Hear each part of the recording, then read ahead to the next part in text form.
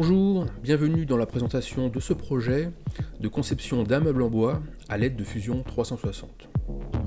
Alors l'idée ici est d'utiliser dans Fusion un mode de conception vraiment très intéressant, la conception à l'aide de variables paramétriques prédéfinies. Je vais pour commencer réaliser ce petit tabouret, très simple, et rapidement, en modifiant les paramètres de mon design de manière centralisée, j'aurai la possibilité de créer de nombreuses variantes, comme par exemple cette table.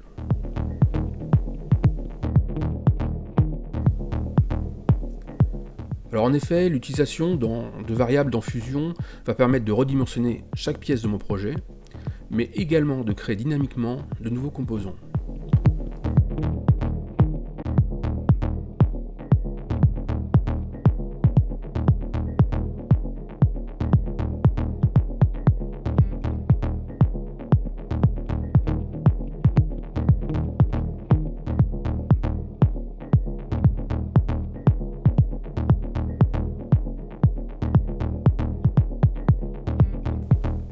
Mais avant de commencer, il est important de déterminer les variables que je vais avoir besoin.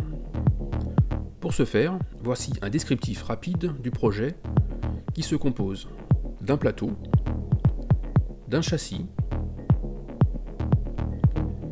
Le plateau est lui-même composé de lames qui se caractérisent par leur largeur, leur épaisseur, leur longueur, leur espacement et leur nombre. Le châssis, quant à lui, est composé de 4 pieds, de 2 renforts droite et gauche, de 2 renforts avant-arrière, et pour chacun de ces éléments, on retrouve leur largeur, leur épaisseur, leur longueur. Enfin, un dernier paramètre dans mon projet, le surplomb du plateau par rapport au châssis.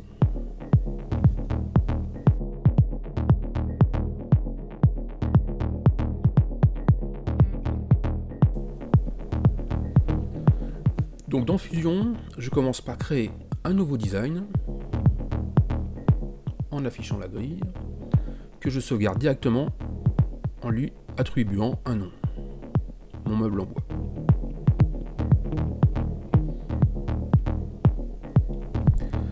Et maintenant je vais directement dans l'outil Change paramètre que j'ai déjà ajouté à ma toolbar et que je retrouve ici. Dans ce tableau, je vais créer l'ensemble des variables paramétriques dont j'ai besoin, en utilisant un nom de variable simple et explicite en rapport aux besoins du projet. Par exemple, lame largeur.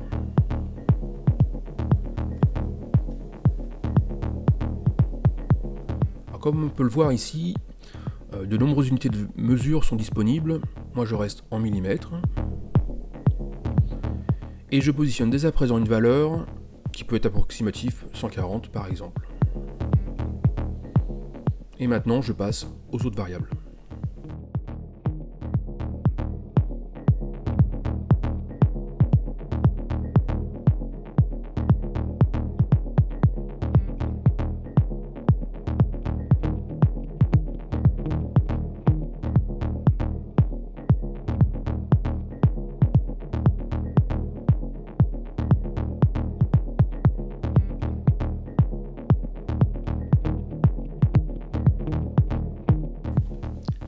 Voilà, l'ensemble des variables est maintenant créé, je pense n'avoir rien oublié, et de toute façon, il sera possible de revenir sur ce tableau à n'importe quel moment du projet.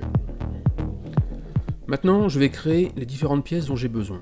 Alors j'aurais pu créer ces pièces dans un design différent, et les assembler dans un design spécifique. Mais puisque chaque pièce est relativement simple, je vais toutes les créer dans cet unique design, sous la forme de composants.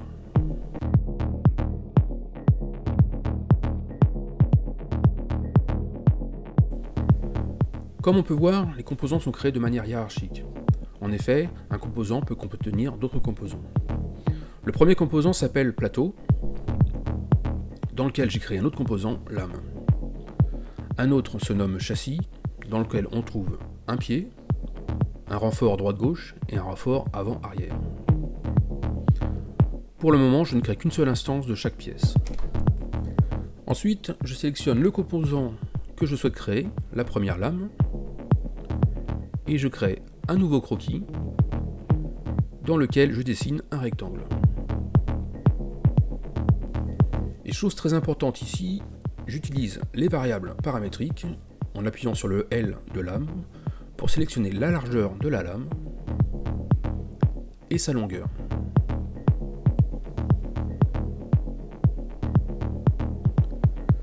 Reste à extruder, également à l'aide d'une variable, l'épaisseur de la lame.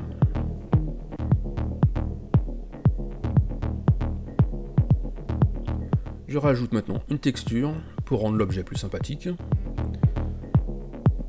Et la première pièce est terminée.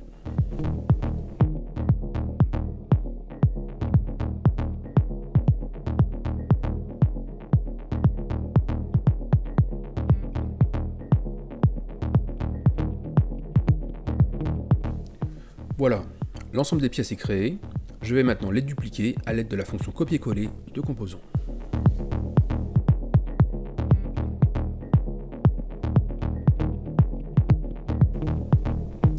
Je passe maintenant à l'assemblage des pièces, en commençant par fixer le premier pied dans l'espace 3D en activant l'attribut Ground.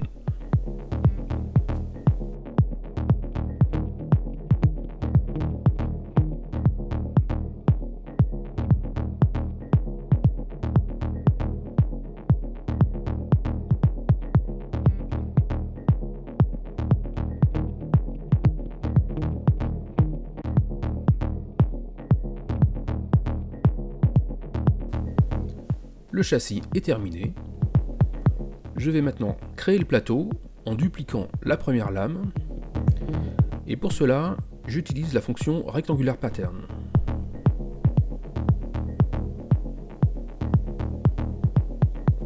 Je choisis le composant à dupliquer et je sélectionne l'axe de duplication. À cette étape, j'utilise également une variable prédéfinie, le nombre de lames.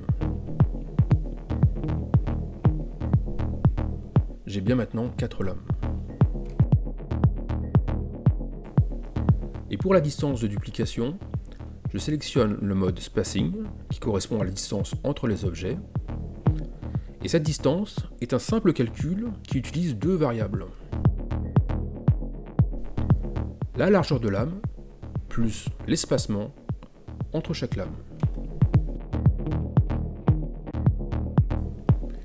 Et pour vérifier, on peut modifier la valeur de l'espacement dans le tableau des variables.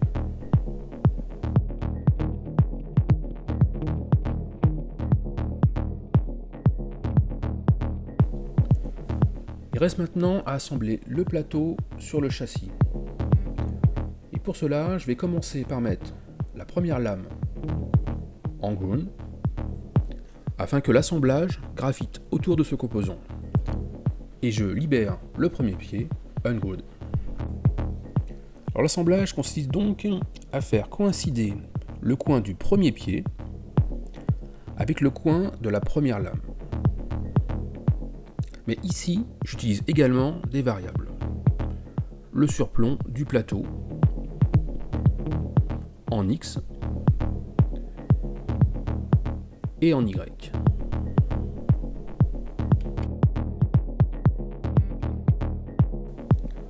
Alors on peut constater que le châssis n'est pas adapté au plateau, ou l'inverse. Ils n'ont pas la même dimension. Pour corriger cela, je vais rajouter un calcul dans le tableau des variables.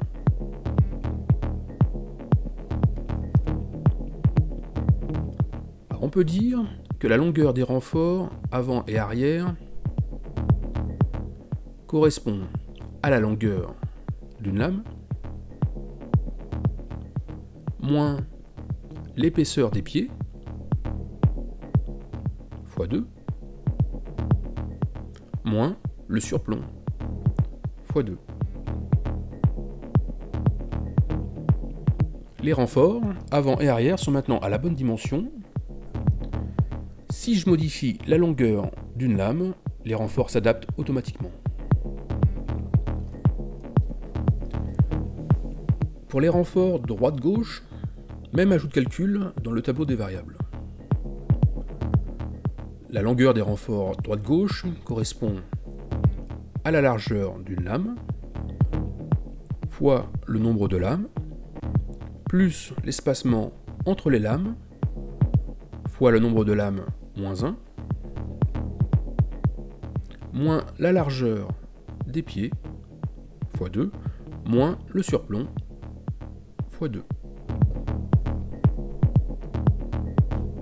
Les renforts droite-gauche sont maintenant à la bonne dimension, et je peux faire un test rapidement en modifiant la largeur d'une lame,